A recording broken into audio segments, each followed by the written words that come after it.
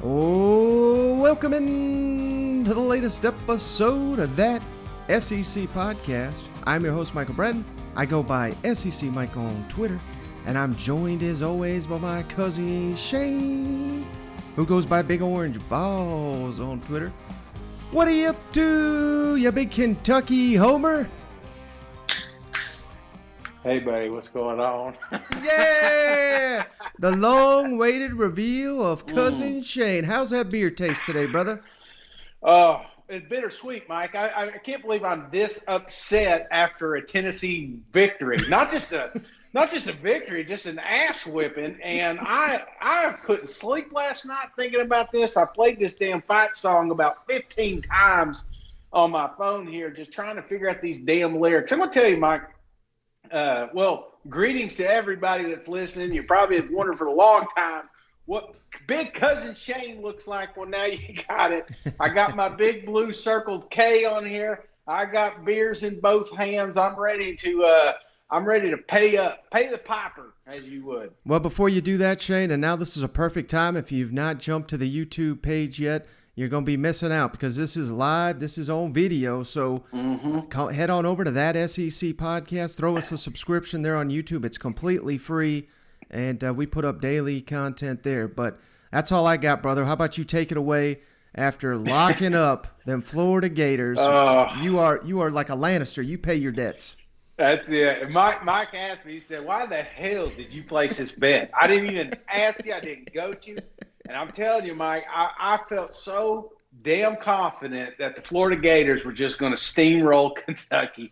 And I'm sorry, Big Blue Nation. Actually, I'm sorry, Florida Gators, because you guys dropped that one. But we'll get into that. But a debt's a debt. I made a bet that I was going to sing this damn song. Let me get it pulled up. I got to get it. All right, y'all ready? Here we go. Let me get my beer ready. God, what a stupid song. All right. Here we go. On, UFK. We are right for the fight today. Hold that ball and hit that line. Every Wildcat star will shine, and we'll fight for that blue and white. As we roll to goal in varsity, and we'll kick, pass, and run till the battle's won, and bring on the victory. Oh, there's another one. On UFK. And we're right for a fight today. Hold that ball and hit that line.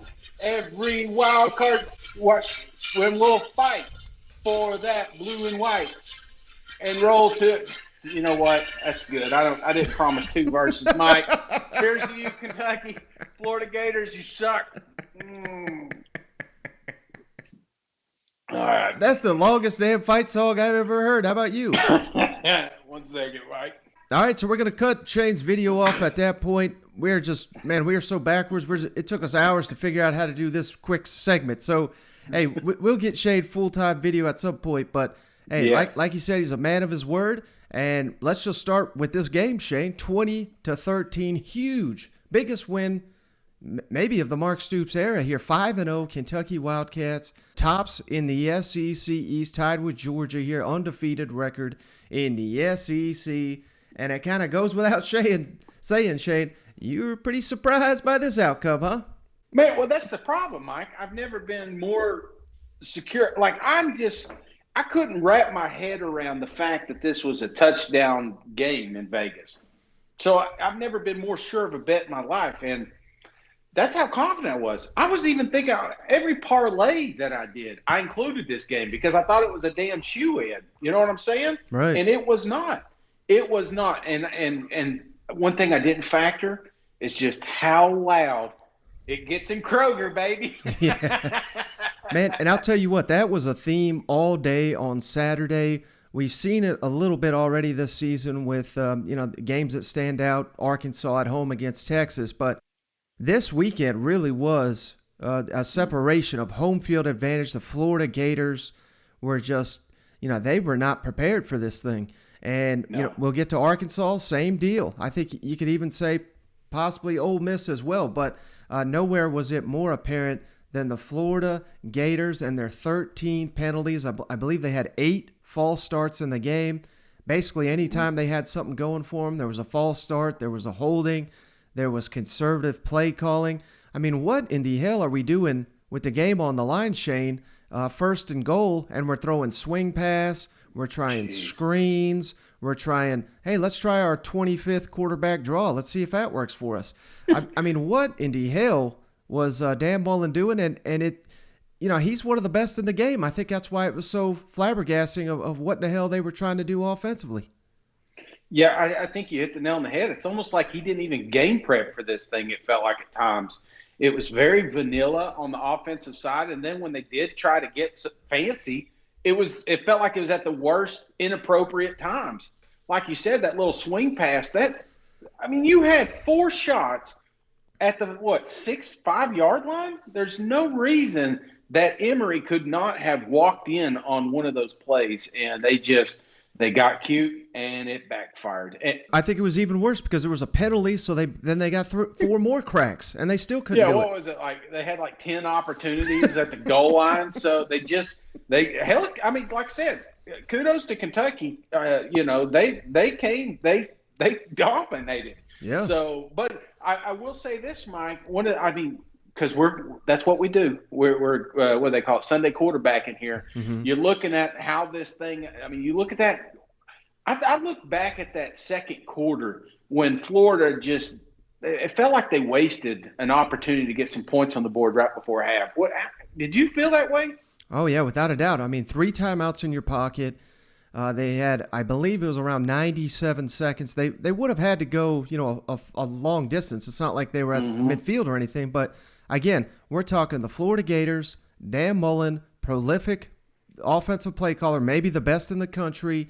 The ball game's 10-7. You're on the road. It's not like you're going to win this game, 10-7 in the second half. So, this is college football, man. This isn't the NFL. You don't got Tom Brady back here. You can't just, play it conservative and think you got the world's greatest defense. That's not the way college football is played. They don't have to go balls to the wall because turnover would have killed you there. But it would have been very easy, I think, for Florida to get into field goal range at the very least. And hell, that may have been the difference in the ball game. If Florida Gators had, that extra 3 in the second half, it would have potentially played out way differently. And, we say Kentucky dominated, but, Florida's defense held their own. Kentucky's offense, outside of that terrific Wan'Dale Robinson touchdown, they were largely held in check.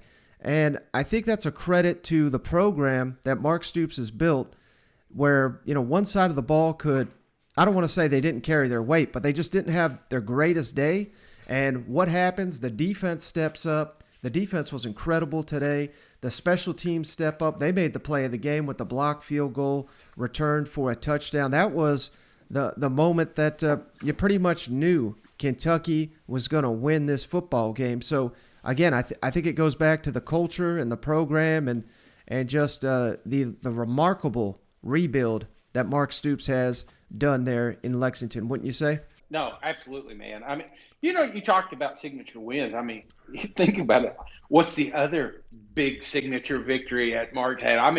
That's just how tight these games are always. It seems like they always get down to it. It doesn't matter what talent's on what side of the ball.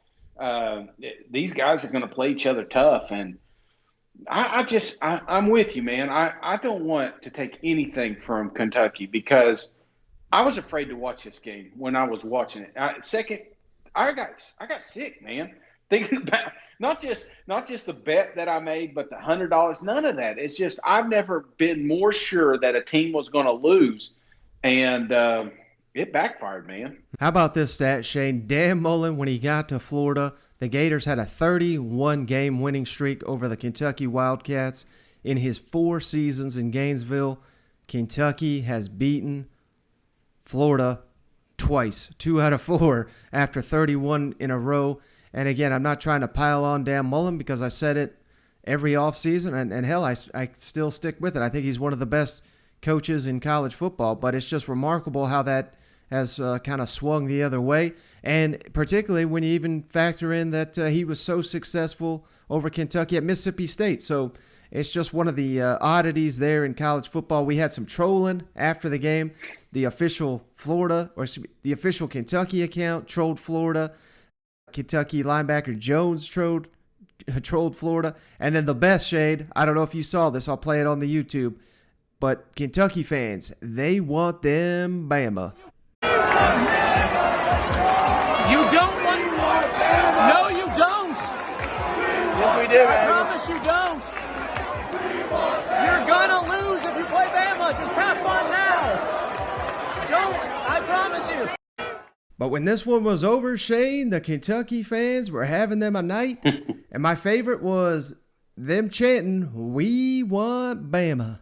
Kentucky fans, you deserve the right. Hell, you're 2-0. You're at the top of the SEC East. I get it. I get the exuberation, but sounds like we got one rational man up there in Lexington, doesn't it? Yeah, absolutely. And it wasn't me, for those that keep asking. So,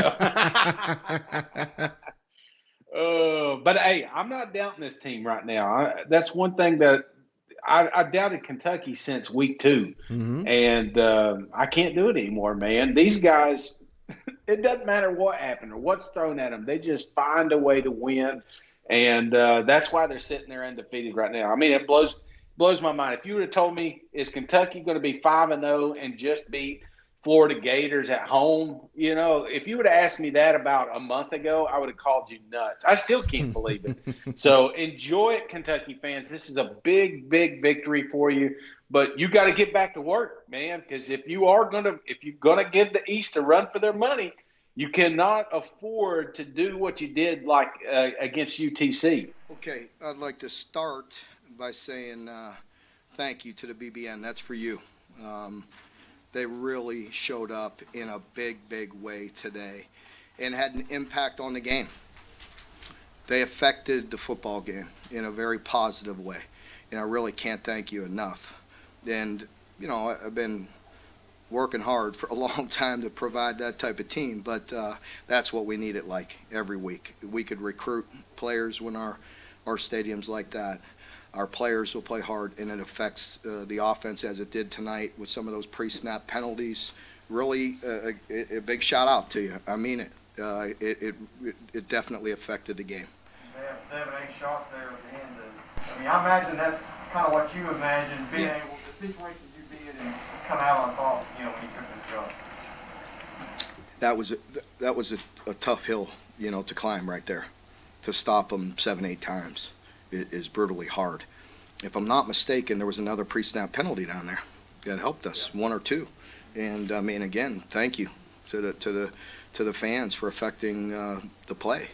I thought Brad and the defense played unbelievably hard. We mixed it up. We went 0 a couple plays in a row when we had to. We held up in coverage. We got pressure. We played some zone. We mixed things up, and it's one heck of a stop. False start penalties. Florida, 5 on 3rd down, 1 on 4th down. Have you ever heard this place as loud? That's incredible. That's a fantastic stat. Thanks again. Thank you. That's pretty awesome. No, I can't remember that. I'm sure that's frustrating on their end, but I credit our crowd and a home field advantage. And it was really nice to deliver, for the fans, because we've had things teed up before. I know how it gets, and it's hard. We play in a tough league. But to have it teed up, to have a sellout, and then come deliver and play like that, I'm happy. Really am. Well, in the SEC, you're not going to come in and make the mistakes that we made and win a game. That's a good football team, top 25 team. You're playing a top 25 team on the road here in the SEC. Great crowd. Mark's built the program up that we know that they're going to be they're a top 25 team year in and year out now. And you give them credit. They had a great energy. Their guys played hard, made plays at key times during the game. But you're not going to make all the mistakes that we made in the course of a game and expect to win not going to win in the SEC doing that. Last one for me. This is the first game really we've seen under you where the offense has just sputtered. Do you feel like you were almost outcoached tonight? No, but 382 yards. I guess that's sputtering. Is that? I don't know. 380. We had 382. They had 211 yards. So I wouldn't think that would be the case. I think guys did some pretty good things right there, moving up and down. I think we got to really look at the penalties that we have and how to get ourselves in a better situation that way. I got to do a better job coaching up the PAT field goal group. They're a physical group. We outrushed them. We outpassed them. We out-total gained them. We had the time of possession. We were better on third downs.